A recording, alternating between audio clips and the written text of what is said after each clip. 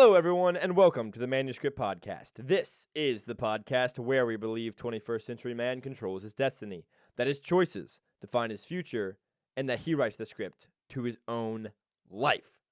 I'm your host and fellow man, Reuben Stamper, and as always, it is an honor, a pleasure, and a privilege to have you here with me today. Thank you so much for joining me. If you get something out of this podcast, please consider subscribing. It would mean the world. So let's get right into things. Today, if you listen to the last episode, we were talking a lot about resilience, this resilient mindset, and being willing to face the odds and say, I'm not going to be one of them. I'm going to, stay outside of my statistic. I'm going to carve my own path, and how that is actually a very manly trait. And so today we are going to continue on that same, train of thought with this idea of thinking outside the box. And I'm going to try and explain to you why it is one of the most valuable traits a man can possess, and why I think every man should, if he's trying to reach that next level of happiness and fulfillment, try to learn to think outside the box. Let's get right to it. If you've been around on this earth for a while, you have probably heard the term thrown out there, you need to just think outside the box. And I'm going to argue that we do that less and less today than we ever have in the past. Why? Because everybody likes to give us the ideas. Instead of us having to formulate them ourselves and to potentially come up with something new, we go with something that everyone else is doing because it's there and it's easy. I think as humans, we often close ourselves off from really great ideas simply because we have a status quo that we want to stick to. Everyone else is doing it one way. Why would I go upstream when everyone else is going downstream? Well, maybe there's a bear, downstream. You don't know. Maybe there's something that's gobbling you up when you float down the river. Maybe that's why you should go upstream. Sometimes having your own original thoughts can actually have amazing outcomes, and going against the grain can actually cause better results for you in the future. The whole point of this segment is to talk about basically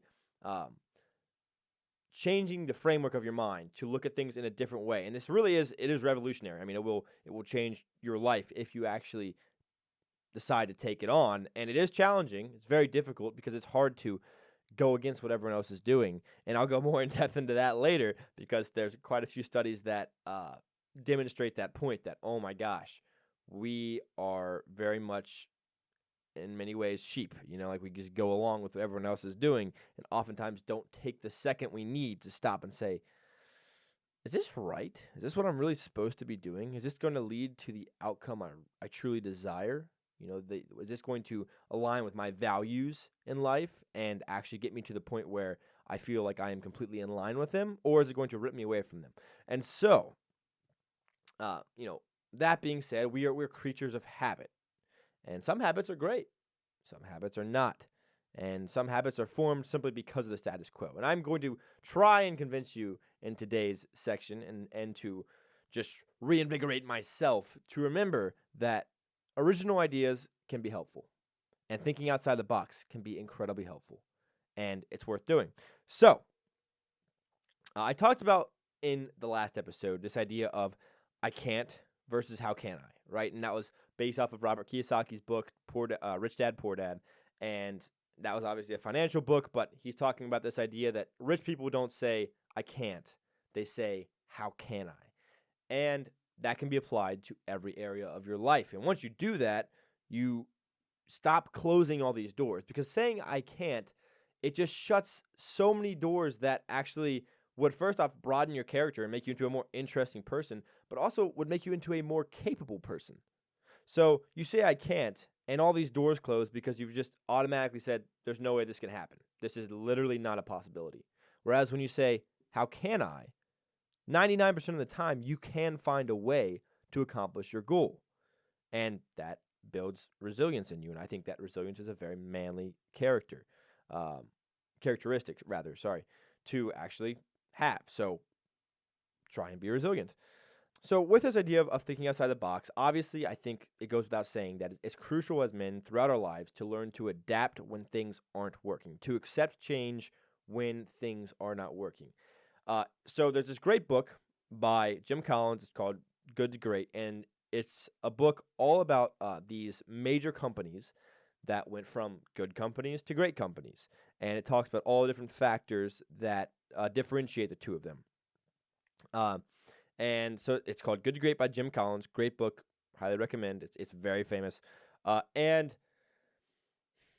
one of the things that he points out, he says, that, one of the things that differentiated the good companies' leadership teams from the great companies' leadership teams is that the great companies' leadership teams accepted the brutal facts. They looked them in the face, and then they decided to change. No matter how painful, no matter what that meant, because they were going to become a great company, if that meant having to lay people off because they had sections of their company that were just simply not working, instead of being prideful and saying, well, I had this idea and it's my brainchild and it has to succeed.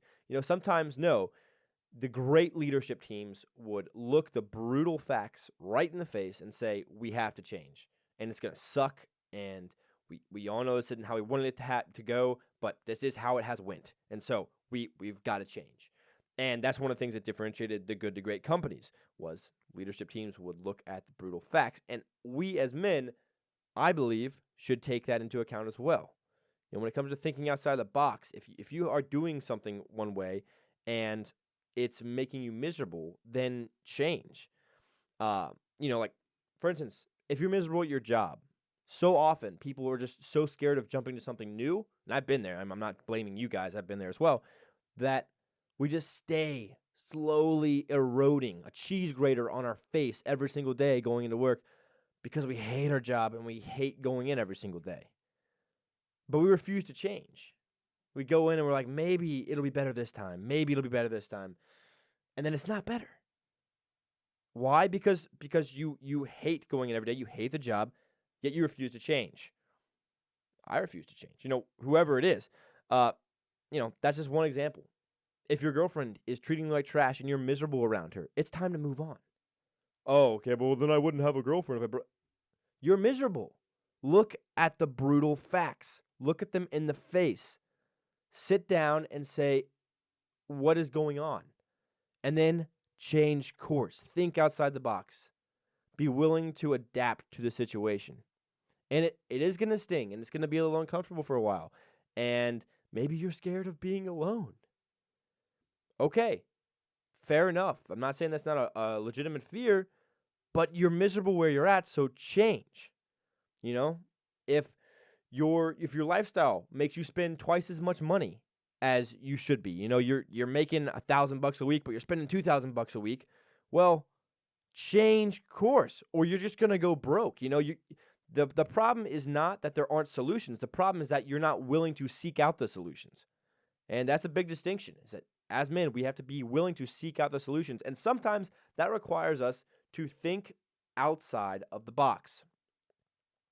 In my own life, there have been tons of times where, this whole idea of I am so afraid of the unknown, because that is truly what fear originates from, right? Like the boogeyman in your closet, once you've seen him, it's just like any horror movie. If you see the creature or the scary thing in the horror movie multiple times, then it becomes not scary because you know it. You're like, okay, yeah, maybe it wants to kill you, maybe it wants to eat you or whatever, but I know what it looks like. There's not a lot I don't know about it anymore.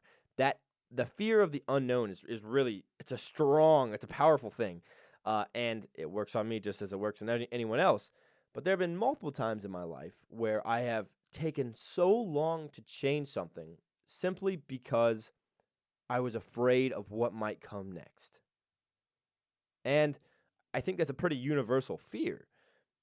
But I will tell you, every time that I have made that leap and I have made the change, I look back and say, holy shit, I was missing this the entire time and I just wasn't willing to make the jump. So my challenge to you is make the jump. If you find yourself, in any area of your life saying, I am miserable here, this is not working for me, I feel terrible, change, make a change. Changing habits, it's hard. Changing lifestyles, it's hard. But it is possible. And I'm here to tell you, it is possible. I have made changes. I know of multiple men who I greatly respect, who have had to make massive changes in their lives in so many different areas. I mean, literally about any area you could imagine. But that really revolutionized how well their life was going. It may have been going, at 75% before, and now they they are at 95%. Like things are going great, but it's because they had to make hard decisions, look the brutal facts in the face, and make changes. Now, these changes are much, much harder to do when the entire culture and society as a whole around you thinks one way. Breaking that current is so difficult. It used to be that everyone thought you had to go to a big box store, to get any household item or, even some foods and things like that. People thought you had to do that. Then Jeff Bezos came along. Amazon came along. Great idea. Brilliant company. Came along. Completely revolutionized that idea. Now, you want the spatula and you don't feel like going to the store. Guess what? 2 days later, or even a day later at this point, it could show up on your front porch. But that didn't just happen. Somebody had the idea, oh my gosh, we could create this online company that could get people things incredibly quickly and efficiently that would become an online marketplace. Amazon was born. That's what happened, an original idea. Everyone, at one point in time, believe it or not, thought the only way to travel 10 miles in a day was to, harness up your buggy to your horse, jump on there, ride it, hope to God the wheels didn't fall off, and, you'd get there and your ass would hurt super bad because you've been bouncing up and down the entire time for 10 miles. People thought that was the only way to be transported. And then Henry Ford came along in the Model T and completely revolutionized that. Because why? Because he thought, no, this isn't the only way. Horses and buggies, they're not the only way to be transported. There's a different way, and I'm going to find it. And he found it. And it revolutionized transportation forever. And I would argue for the better. I like horses, but I like my car for transportation a hell of a lot more. And so, these are just examples of ideas that had revolutionary effects on the culture, just completely changed things. But it took someone thinking outside of the box to actually create the change. And it's difficult, but people have been able to do it, and you can too. And I believe this is a podcast about making, leading men towards happiness, leading myself towards happiness, and all the people that are listening. Hopefully you get some tidbit of knowledge. And I'm going to argue that this is a very manly trait that should be put into your life because it can have major effects on the trajectory of your life and where it goes. And so think outside the box. I want to harp one more second on why it's so hard to change when everyone else is going one direction. So the other day, I was sitting at a red light. I was just driving along in the middle of the workday. I was driving, and my traffic going north was all stopped at a red light. Okay? And, I just like to watch things going on around me. I like to stay pretty present in the moment, trying to see what's going on about me. And guy in the left lane, it's red, completely red, and it's going to be red for a while, just starts to slowly creep up, right? And they're all at the white line. Like where it says, basically you're supposed to stop right before it. So they'd all stopped perfectly before it. The guy in the left lane starts slowly creeping up, and you just slowly. All of a sudden, the car in the right lane starts creeping up slowly. They just keep going, and then everybody else is doing the same exact thing. And I just thought, wow, the guy in the right lane had literally zero reason to start crawling up and start going forward. But the guy to the left of him was going up, so he thought, oh, I need to start moving because this guy to the left of me is moving. This must mean traffic's supposed to be moving.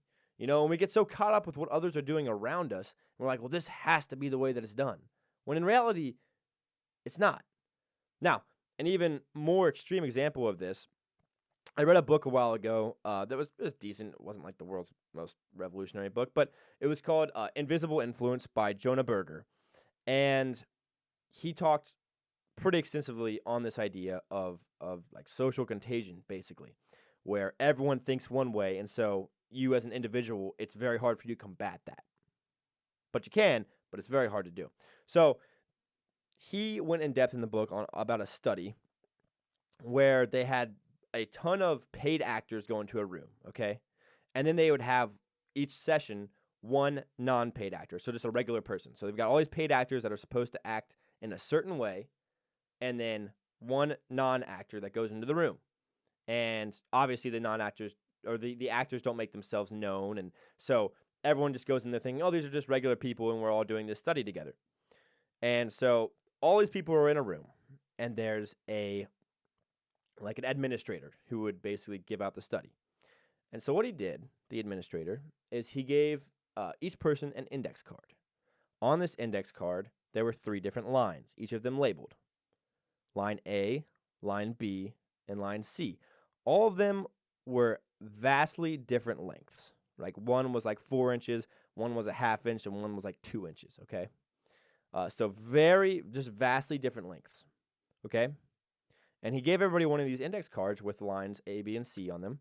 And then he handed out another card with a line on it. Just one line. Just one line.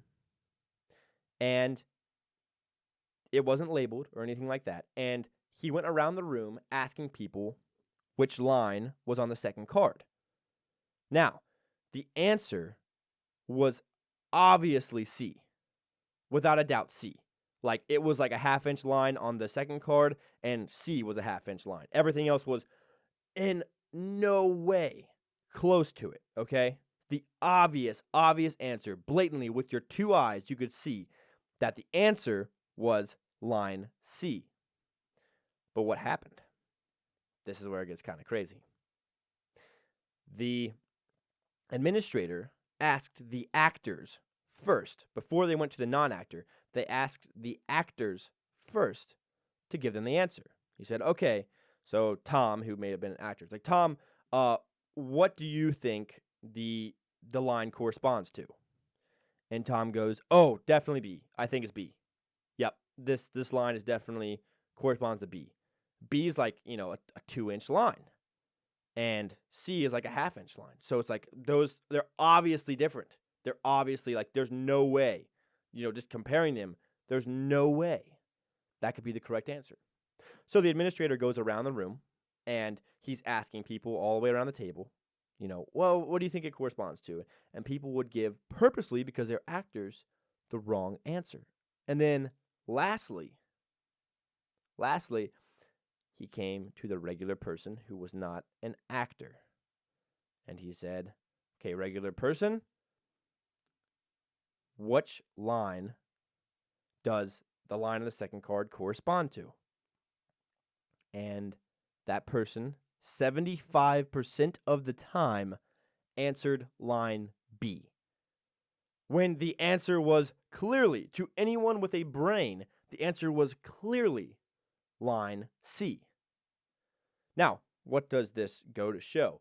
It goes to show that if everyone else around you is thinking a certain way and giving a certain answer, you have a much, much higher chance of thinking that way and not using your own rational abilities, not just looking at the line and standing up and saying, I don't know what all these other fools are saying, but the answer is obviously line C. Like, there is no way it's any of the other lines.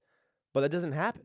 People, they decide not to be the shepherd, they decide to be the sheep, and they answer the easy, comfortable answer because how could I go against everyone else in the room? Maybe they are all right, and I'm just seeing things wacky. And it makes you second-guess things. But I'm going to tell you, don't second-guess yourself, Think outside the box, and if you have an idea that seemed a little whack, a little crazy, but you're like, it makes sense and it would work, then don't shy away from that idea, and don't throw it away just because everyone else is thinking a certain way. You may have stumbled upon something brilliant, a brilliant way to do something. So social contagion is a legitimate thing, and I guess this whole section is trying to tell you and myself that we should not be afraid to think outside the box. Social contagion is very real, as I have demonstrated, but you don't have to ascribe to everything everyone around you is thinking. And I think it's a very resilient way to live your life. It is a very adaptive way to live your life, because one of the great things, about thinking outside the box is that it allows you to not close the doors to the multitude of possibilities out there, and allows you to use your imagination, to use your creativity, and to create something completely new that can help tons of people, whether you're, not even yourself, people outside yourself. Because if you have a great idea and you're willing to share it and give it to the world, you can benefit so many different people. So my challenge to you is this: think outside the box. Don't be afraid to go against the grain. Try and be the shepherd, not the sheep. And I think that you're going to find your choices are much freer, and you are not going to be shackled to what everyone else is thinking. You will divorce yourself from just the group think and start thinking, okay, what is my think? What is the way I think? And then, I also will challenge you to always take a step back when you are about to make a quick decision, because a lot of times if you don't check yourself, you will make a decision that the group would just make because it's the easy and comfortable thing to do. And I'll do it. I do it too. I'm not trying to blame anybody. It's a hard skill to learn, but the way to do it is to simply take that breath and I'm learning more and more when I talk about these things that the answer to so many of these things is just to actually pause and to be introspective and to think about something before you do it. Think about your choices before you actually act out and make them. So that's all I have to say on thinking outside the box. If you are someone who doesn't think outside the box, get a little uncomfortable. Be willing to get uncomfortable and have new thoughts and imaginative thoughts. It will open up a whole new horizon for you. Hope you enjoyed this section. Let's move on to section 2, a Pew Research Center study. Let's go. All right, everyone. So now we are going to talk about a Pew Research Center study that I thought was super interesting. Had a bunch of interesting tidbits I thought I would share with you. And the reason I share these things is because I think as men, it is important to have a loose conceptualization of what is going on around us in the world so that we can make better choices and so that we can kind of understand where other people are coming from and maybe why we were acting in certain ways. But here are the tidbits of information I wanted to share with you from that study. So, according to the Pew Research Center, the adult milestones that young adults are hitting are vastly different from that than that of their parents. Young adults today are much more likely than their counterparts 30 years ago to be college graduates. Kind of checks out. Young adults are more likely to be employed full-time now than young adults in 1993. Interesting. Very interesting. Today's young adults are getting married much later than their parents' generation. The gap in the share who are married is especially wide among young adults ages 25 to 29. 29% were married in 2023, compared with 50% in 1993. Wow.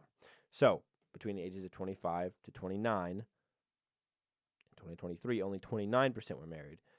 And yet in 1993, 50% were married. That's interesting. And then lastly, young adults are also delaying having children. For example, 27% of adults ages 30 to 34 had a child in their household in 2023, compared with 60% in 1993. Wow, that's crazy. Okay, so I just want to work my way through these stats and maybe go back and make some comments on them, let you know what I think about them and potentially why they have occurred, because I think this is very interesting. All these stats they go and show like a certain way that our culture has been thinking and a certain message that our culture has been pushing. And whether that's right or wrong, I'll leave that up to you. But I do want to discuss these things because I think they're important to discuss. So, young adults today are much more likely than their counterparts 30 years ago to be college graduates. I kind of feel neutral on this one. I mean, cool, I guess. I think that there's been a huge uptick in recent years of college enrollment. I talked in a video a while ago about, men recently have been dropping out, but that's because they're starting to recognize, there are different ways to make a very solid living in this world that don't require college and don't require tons of student debt, And so I think there was this message, and I don't think, I know, because I went to high school, there was this huge push to say, if you don't go to college, you're never going to make it in life. And that was just a foolish and a stupid message to hear. And it was pushed to everybody, from different schools in my area. That was just the message was go to college. Like, we're a college prep school, we're going to take you to. So I am by no means anti-college. I think it has its place. I think it gives people many valuable skills if you actually take it for what it's worth and you work hard and you study and you actually go to learn and not to party, because that's what college is for. Sorry, I hate to break it to you, but it's supposed to be a schooling institution that you come out of and you are a well-educated adult. But a lot of times that's not what happens. But yeah, so young adults today are much more likely than their counterparts 30 years ago to be college graduates. Doesn't really surprise me. I think more people have been going into college for multiple years in the past, like the last 15 years. So that's not a huge surprise to me. Young adults are more likely to be employed full-time now than young adults in 1993. This one kind of caught me off guard at first, and then I kind of tried to apply it from a cultural lens, and my guess, and Pew Research Center just kind of gives you these numbers. They don't really necessarily give you exact reasons for why things happen. Sometimes they make guesses, but these are just the numbers that they came up with through their studies. So young adults are more likely to be employed full-time now than young adults in 1993. Now, I talk all in this podcast about how you get to make choices with your life to change your future. And that choices are the thing that matter the most, not external factors. But that's not to say that external factors don't exist. They do. It's just sometimes you have to fight a little harder against those things, and that's a choice you make. All right? So, that being said, the economy, in many ways, is not what it used to be. But even on from a more ideological level, I think that the concept of like the male breadwinner has very much gone away in many ways in 2023. Now, some of that is because, as I was trying to say, most families have dual incomes. The husband and the wife work because that is how they're going to reach their money goals and accomplish the things they wish to accomplish and have the lifestyle they wish to lead. And fair enough. But I don't think that was as big a thing back in 1993. I think in 1993, there was still this vestige, at least, of the idea that, okay, the man is a breadwinner. The woman is supposed to run the household and make sure things go smoothly there and take care of all the different facets that happen back there. Whereas the man is supposed to go out and to, for lack of a better term, kill something and bring it back to the cave. That was the idea. And that idea, I believe, has slowly eroded to get us to where we're at in 2024 now. It's crazy, 2024. So perhaps that is why young adults are more likely to be employed full-time now than young adults in 1993. Okay, the third one. These last two are, in my opinion, a little depressing. I mean, that's how I see it, but today's young adults are getting married much later than their parents' generation. The gap in the share who are married is especially wide among young adults ages 25 to 29. So in that age range, 29% were married in 2023, compared with 50% in 1993. So less people are married. I mean, we all knew this, and I think, there's probably a multitude of reasons for this, and I probably have a whole episode I could do on this, and I probably will at some point. But I think in many ways, faith in the institution of marriage has heavily eroded. I mean, that bank is barely standing there. Tree roots are holding it together at this point, but it's eroded pretty bad. And there's a lot of reasons for that, and also I said institution, but for me, I believe it's a sacrament. But I digress. I just want to make that clear. So 29% of young adults ages 25 to 29 were married in 2023, which isn't a huge number, and that's compared to 50% in 1993. So I think in 1993, people grew up a little faster, and I have talked about this in other episodes, but helicopter parenting has been a topic of discussion for many years now in the 2000s. Since like 2012, I started hearing that term thrown around of helicopter parenting. And I think that we really haven't estimated exactly how much of growing up that is inhibited for a lot of people. And it's a fact. I mean, we're growing up later and later and later. Like people are moving away from their parents' house later and later and later. And, I'm not saying your parents shouldn't help you out. I'm not saying that they shouldn't be there to guide you. But I think in many ways, parents have not equipped their children to go out into the world and make a life for themselves. They've inhibited them because they've basically been an enabler of just constantly giving and giving and giving and not asking for them to produce anything in and of themselves. And that's actually what builds you into a person of character and a person who can go out into the world and provide for themselves and make a living and learn about the boring shit in life, like taxes, But I think our education system hasn't done a great job. But parents, I believe, are the number one source of information for their children and should be the number one source of information for their children. And in many ways, I think parents have not done a great job, and maybe there's a lot of great reasons for why they haven't. That's possible. Maybe their parents were abusive and terrible, and so they went the completely opposite way and were just over nurturing. I don't know. But I do think that is why less people are getting married today than in the past. And then lastly, young adults are also delaying having children. For example, 27% of adults ages 30 to 34 had a child in their household in 2023, compared with 60% in 1993. This just goes back, to point out more and more that I think we are growing up later and later and later as a generation in our culture. Like Gen Z and millennials in many ways are just taking longer to actually bloom, and to take on these different milestones of responsibility, which do in many ways lead you to a rich and happy life, such as getting married and making that jump in your life, and such as having children that you get to raise and instruct and hopefully, make into amazing men and women. But we're growing up later. That's true. I mean, there's no way around it. We're growing up slower and slower and slower. That's just, as I said before in the last section, the brutal fact of the matter. That's, face it as it is. So anyways, I thought these were all very interesting stats and kind of food for thought to just kind of think about and kind of see where you fall on it. Hopefully I didn't preach too much about my ideas and all these things, but I thought it was interesting to bring up to your attention, and I'll let you go from there. If you have any interesting thoughts on the matter, please drop it in the comments below. I'd appreciate it.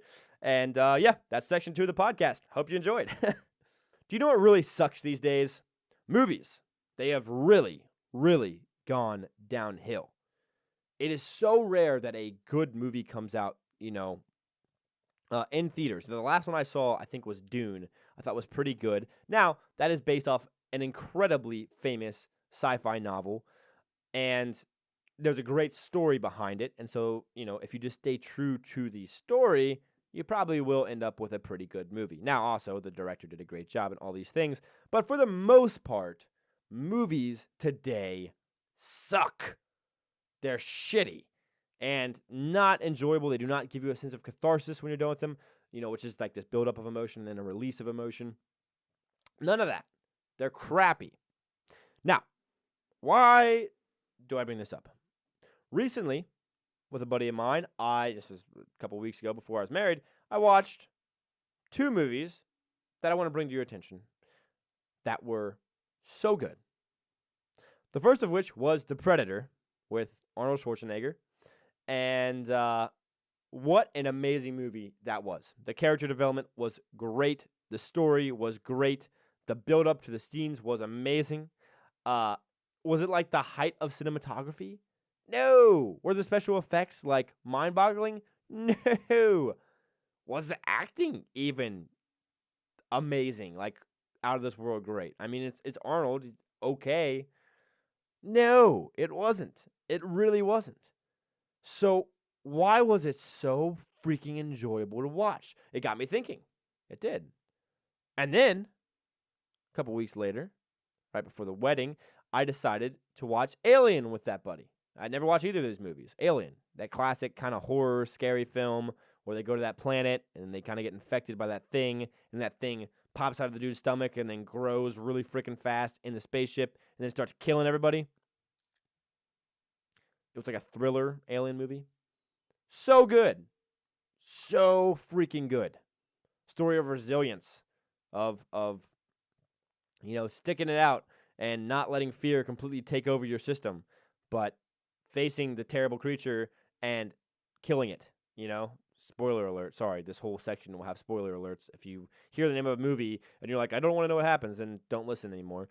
But those 2 movies from the 80s, all throwbacks, man. And the special effects were not amazing, but the story was good. And that is what I have come to recognize, that all great movies have great stories behind them.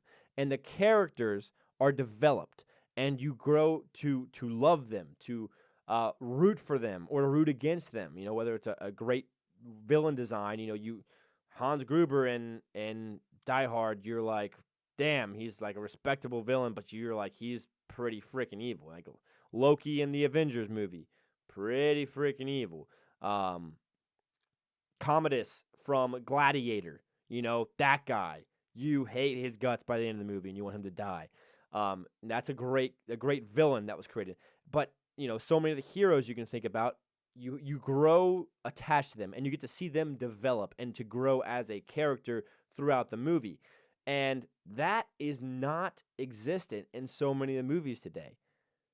You know, I'm just trying to wrap my head around this, because we focus so much on the visual nowadays. You know, like the special effects and the craziness of like, oh, how good can we make this explosion look, or this lightsaber going through someone look, you know. And like if you go and look back at Star Wars, like the original, the good ones, you know, like the first three, which is actually 4, 5, and 6. But if you go look at 4, 5, and 6, the special effects were nothing crazy. Like you could go back and be like, well, that looks like shit. But you don't really notice the special effects. Do you know why? Because you're so engrossed in the story. You're so engrossed in what's happening, all the different subplots and how things are going about. And that gets you excited for the rest of the movie. It does. And we've lost that. We really have, in so many ways. And I'm just trying to wrap my head around this. But the movies recently that I have seen that have been like more modern, just been total shit compared to these old movies with low budgets, with not great special effects, and yet the stories are rich and they are enjoyable, you know?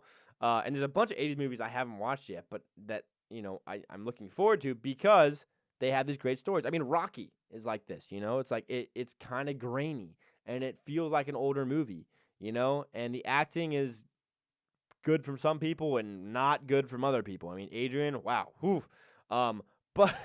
But, you know, like that's just a great underdog story, and it's compelling, and you root for him, and you want him to win. And you feel connection to the characters. But recently, the writing for the characters has been so shit that you don't actually feel any connection to them. And that's just rather aggravating. And I do want to spend a second more on Star Wars, because when I first heard the news that Disney was buying Star Wars, I got excited. Oh, Reuben. Looking back at your former self, you can see how foolish I was for thinking that. I got excited, though. I did. I was like, yes, Disney's got so much money. They're going to be popping out amazing Star Wars films left and right. They might be doing shows. This is going to be great. And they did do films. And they did do shows. And they were literal garbage. Literal garbage. You know, The Mandalorian, season 1 and 2, decent. Season 3, no. But season 1 or 2, pretty good. The last one I watched was The Book of Boba Fett. And they took the galaxy's most lethal and accurate and scary assassin, the intergalactic assassin Boba Fett. They took him and completely wimpified him. He was a wuss. He was like, we are going to solve things through words. That is not Boba Fett. You can't just do that to his character. Completely strip him of all the things that make him scary and a badass bounty hunter, okay? Like, that made me mad. And the storyline was just shit. I mean, he ended up riding on some massive-ass alien thing, destroying buildings at the end of it. It was just so bad. And Disney just wrecked Star Wars for me. I don't watch anything Star Wars now because it just makes me sad. And I kind of tried to pretend that none of that exists, and it's just the original, 6. Really the first 3, 4, 5, and 6, but whatever. I digress. The point is, they royally screwed Star Wars, and it does deeply upset me.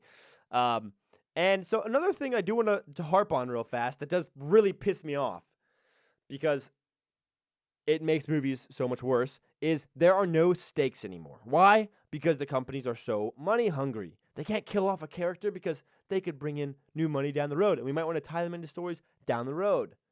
Point and case, if you have not watched Spider-Man No Way Home, if you have not watched that, then spoiler alerts, here they come. All 3 Spider-Mans come back from all the original series, so whatever, Tom Holland, Tobey Maguire, and then the last one is Andrew Garfield. Okay, so they all come back. All 3 of them come back. And because there's like this portal in time or whatever, it's craziness. And the movie, for the most part, is pretty decent, pretty good movie. But the Green Goblin comes back, who's like a great villain. In the first one, he's a great villain. He comes back, and near the end of the movie, there's this whole issue with like the first Spider-Man, Tom Holland, right? Because his aunt was killed, and he's got all this rage and pent-up rage that he's just like ready to take out the Green Goblin and just absolutely mess him up, take him out. And, he's finally got the Green Goblin on the ground. He's about to go kill him. Tobey Maguire, the first Spider-Man, gets in the way. And he holds Peter back, and he says, don't do this. Don't do this. This will ruin you. This will ruin you if you just let all this rage consume you, and you just, completely, take this man out. You were never going to be able to forgive yourself, and it's going to change who you are, and don't be fueled by the rage, right? And as he's like basically saying all this stuff, he gets speared through the back, right under his heart. Okay, he gets skewered by the Green Goblin, one of like an instrument from the Green Goblin, some like spear thing, straight through him. Like, that's it. You're done. It's over. It's over. And it's a meaningful moment because, like, all of a sudden, that Spider-Man gave his life to make sure that the first one didn't ruin his. Tobey Maguire gave his life so that Tom Holland didn't ruin his. That's a powerful moment. I was like, wow, they actually took a risk there. They actually had stakes. The stakes were Tobey Maguire is going to die in this movie. And I was like, that's bold. That's ballsy. I like that. I really like that. And I was like, man, this movie is actually going to be pretty good. And then they take care of the Green Goblin. They get all the other villains like put away. Tobey Maguire stands up and he's like, oh, that really hurts. And Andrew Garfield like holds him over his shoulder and he's like, you're in a lot of pain, aren't you? And the guy's like, and Tobey Maguire's like, yeah, I am. And he just like jokes it off. And it's like, mother trucker, no, you just got skewered through the back. Like, there's no way that you live.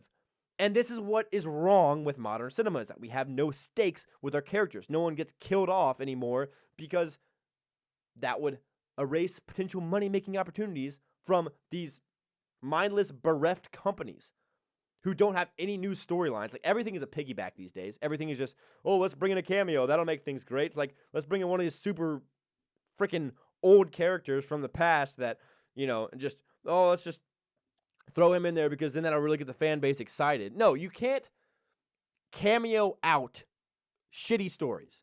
It's just like how you can't outwork a shitty diet. Guess what? You can't out cameo a shitty story. It's impossible. You can't do it. You can't just throw Harrison Ford in there and expect me to be like, oh, this is such a great movie now. No, man. No. You actually have to have a great, compelling story to go along with it, or I'm not going to enjoy it. And that is why so many movies, in my opinion, have been shit recently, But this whole failure to kill off characters is just, it's what made the 4th season of Stranger Things terrible.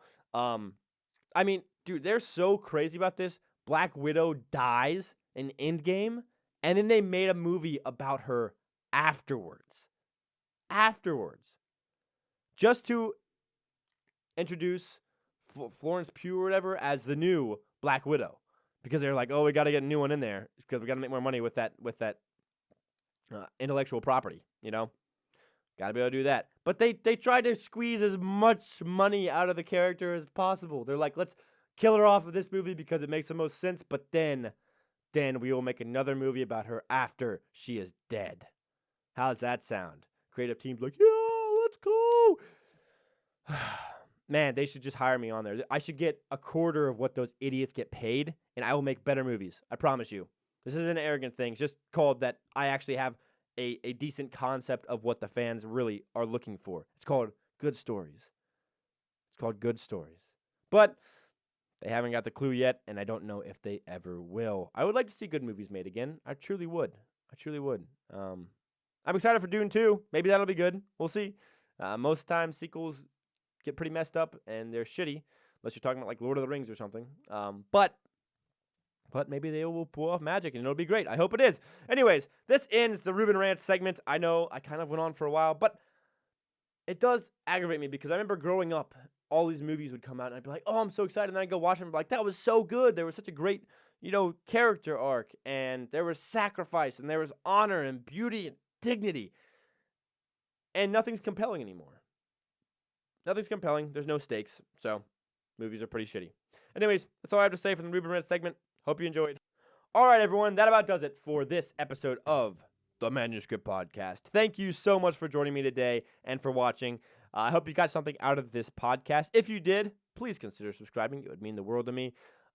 Once again, I just want to reiterate, it does mean a lot that you guys are here listening as well. We're all trying to become better men here, and the more people that I have listening to this, the more I'm like, okay, I've really got to start trying to do even better with my life and getting my shit together even more. So, I appreciate you watching. It does mean a lot. I hope you have a great day. As always, remember, there's a better life out there. Let's get after it.